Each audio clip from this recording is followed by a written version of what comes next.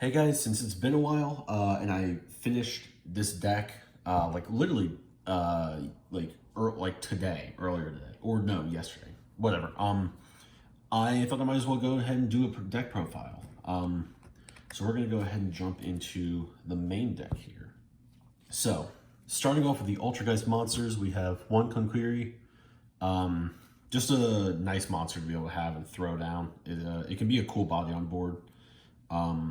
And then, it can stop a battle phase. Or, yeah, it negates an attack. But, just a nice body to have on board. And it can be used for link fodder. 3 Marionetter. This can search your trap cards, which is just really what you're wanting to do. And then if you have Hextia pointing to it, you can get a lot of attack points off of that. So, definitely a card that we're wanting 3 of.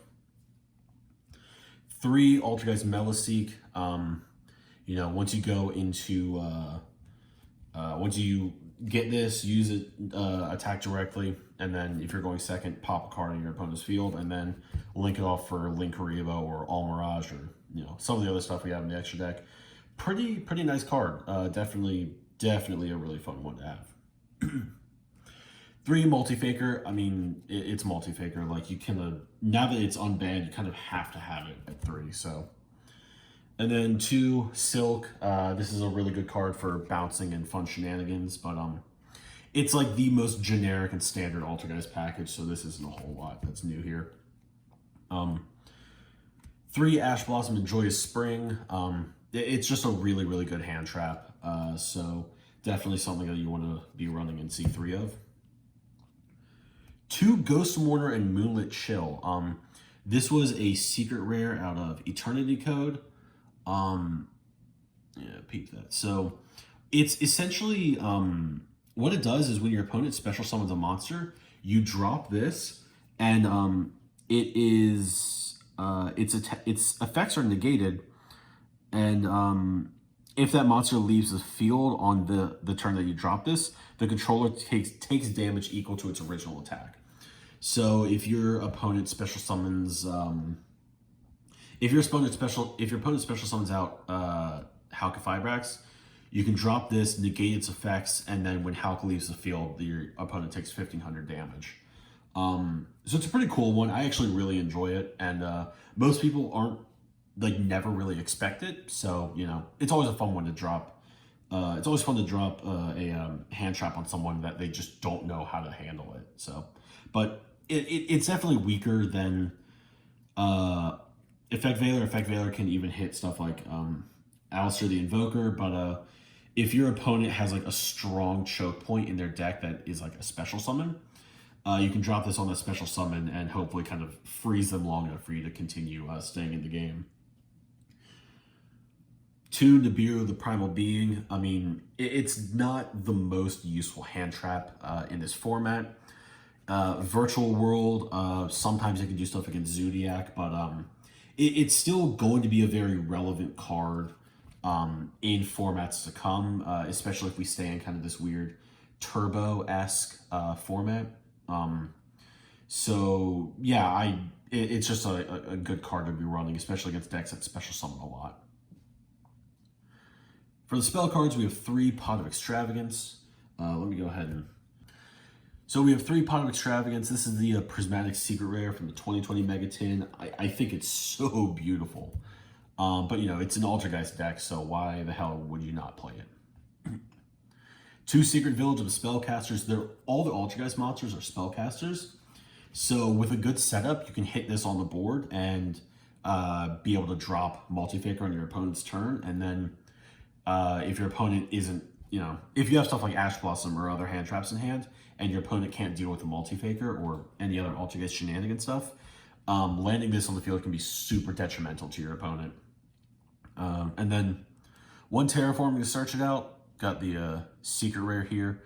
Super loving it. All the secret rares and shiny cards in here. But now for the trap cards. Starting off, obviously we have 1 Manifestation. Good for special summoning stuff back to the field. if you find yourself in your opponent's battle phase and they're coming to attack, you can use it to get a body back on board. But otherwise, just kind of something that you can use to extend a little bit. You know, if you need it, you can bring back Meliseek and go into like a Link Karibo or something and kind of continue doing fun stuff. But otherwise, it also just acts as a trap card for Multi-Faker. So, 2, Altergeist Protocol. Like this one, just kind of giving your Altergeist cards a little bit like better, like a boost because their effects can't be negated. Pretty nice. And then of course, like it is just another step of interaction. So definitely a really fun one. And then 3, Banquet of Millions. I have this in place of 3 Imperms because Imperms are kind of expensive. And honestly, I think it's not necessarily a good card by any means. I would say it's a very niche card. So what it does, banish any number of cards from your extra deck face down, and banish the same number of random face down cards from your opponent's extra deck face up until the end phase. You can only activate 1 Banquet of Millions per turn. So you can set this if you don't see Extrav, if you don't see like any Extrav in your starting hand, but you do see this, what you can do is especially if you know your opponent's deck, set this, and then when your opponent begins their plays, you can get this out, banish like 6 cards from your extra deck, and like really as many cards from your extra deck as you think you'll need. And then your opponent you kind of banish random cards from your opponent's extra deck, and you can, if you snipe the right thing, you can really stop an opponent that relies on the extra deck. You could like by happenstance hit something like VFD, Halki Fibrex, like any of the Zodiac stuff. You could hit a Zeus. Like you can hit a lot of fun stuff with this, but really it's just kind of some sort of interaction and not necessarily a negation, but an interruption. That's the word I keep forgetting. But I think it's a fun card, and you know, I kind of like the art. I like to eat stuff. 3, Personal Spoofing. This is just kind of getting Ultrageist cards in the hand, as well as if you flip it up and activate it and add a Multi-Faker, on resolution of that, you now have Multi-Faker in hand. It can special out the Multi-Faker. So just a really fun like interaction there.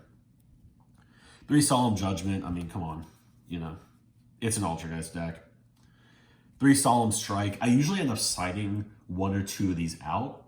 Really it's just 1 because right now we have 1 card in the side deck, and we'll get to there. But yeah, this one with the 3 Judgment, your life points are getting pretty low as is. With the 3 Strike, you know, if you get super low or you don't like activate these in like the right order and stuff, you may end up with a Solemn Strike or 2 that's just dead in hand. So you know, you can side these out pretty easily. But that's it for the main deck. Time for the extra deck. So for the extra deck, starting off with 3, Link Karibo. I mean, with Meliseek, and it's like effect when it leaves the field, you kind of have to run at least 3. And then, if I remember the deck profile correctly, I believe I got this inspiration here from Dizif with Relinquished Anima. Otherwise, I don't know how I thought of this. It was probably a Dizif thing, but it's a really fun card, and if you can get it to point to an opponent's monster, then you know, it's a fun little you know, steely do there. 1 Almirage. I couldn't really think of anything else to put in the extra deck that wasn't like Access Code Talker or like something kind of a bit more pricey, and I didn't want to add in any more like Altergeist Prime Banshee or Altergeist Kidolga, just because they aren't the most useful. But Almirage is good, and if you end up using Extravagance and getting rid of Link Karibo or Anima, you can use Almirage to kind of get rid of Meliseek again. So for Link 2s, obviously we have the 3 Hextia. They gain attack and can do other fun shenanigans, but if you're playing Altergeist, you kind of have to be running 3 of these. You really, if you end up like banishing all of them off of Extrav, it's not the biggest deal in the world, but if you're going to go into the extra deck, you kind of want to go into this before anything else. 2 Kadolga, they're Altergeist monsters, so, you know, I kind of thought it would be fun to throw them in, and I have ended up going into them a couple of times, or at least one of the Kadolgas a couple of times. It's not like the most useless thing, but there have been times where I've had no Hextia and gone into this and at least survived in the duel a little longer.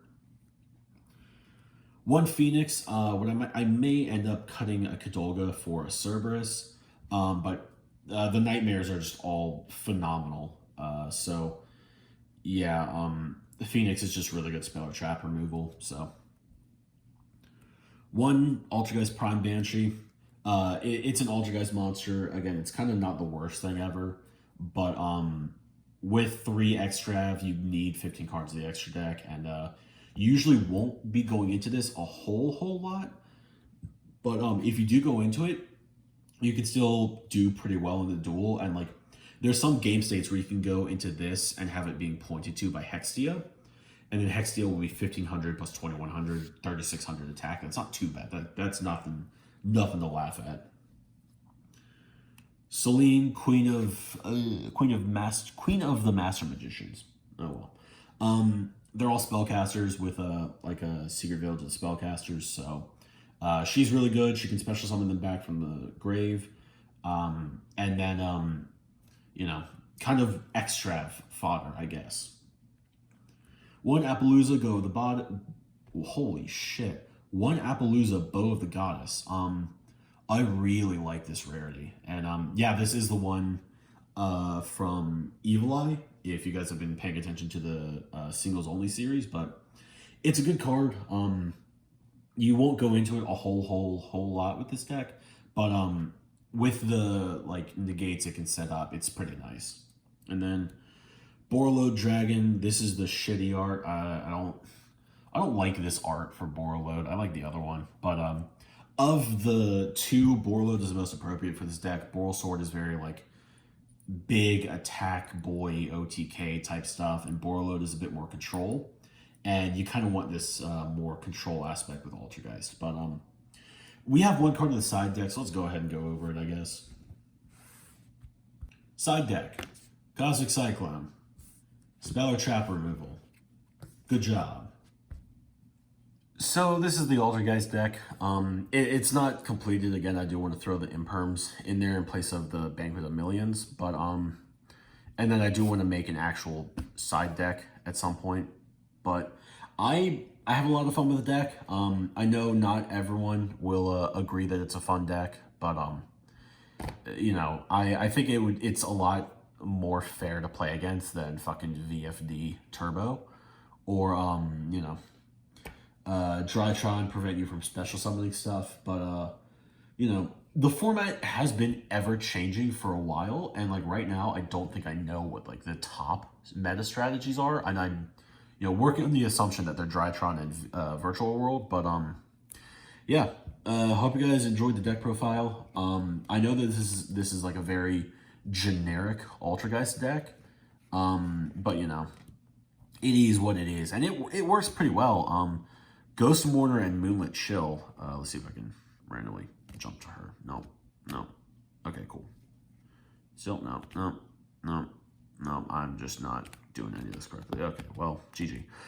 Ghost Mourner and Moonlit Chill is a lot of fun, and people always have questions about what the hell I'm doing when I drop that, but I think the deck is a lot of fun. Of course, there's things you can change and throw in and throw out with it, but you know, let me know what you guys think in the comments, and thank you guys so very much for watching. I'm Destrodoke48, and I'll see y'all next time.